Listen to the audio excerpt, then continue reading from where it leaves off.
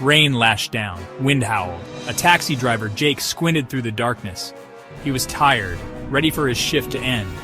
Then he saw her, a woman in a white dress standing by the side of the desolate road. He pulled over.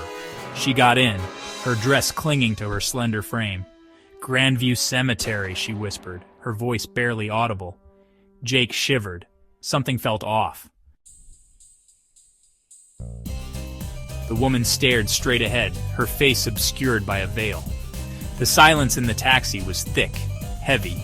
Jake tried to make conversation, to break the tension. "Long night?"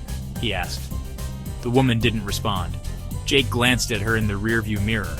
Her eyes, wide and hollow, stared back at him. The hair on the back of his neck stood on end. He focused on the road, his heart pounding in his chest.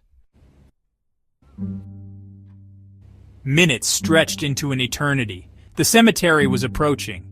Jake took a deep breath, relieved to be nearing his destination. He glanced at the rearview mirror again. Empty. The woman was gone. Vanished.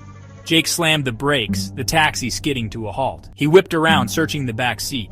Empty. The air hung heavy and cold. Panic clawed at his throat.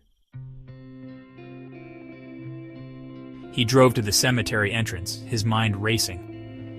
He saw a figure by the gate, an old man with a lantern. Jake jumped out, his voice trembling. "Did you see a woman? In a white dress?" The old man looked at him sadly. "My daughter," he whispered, his voice hoarse. "She died years ago. Every year, on this night." He pointed to a grave adorned with a white marble angel.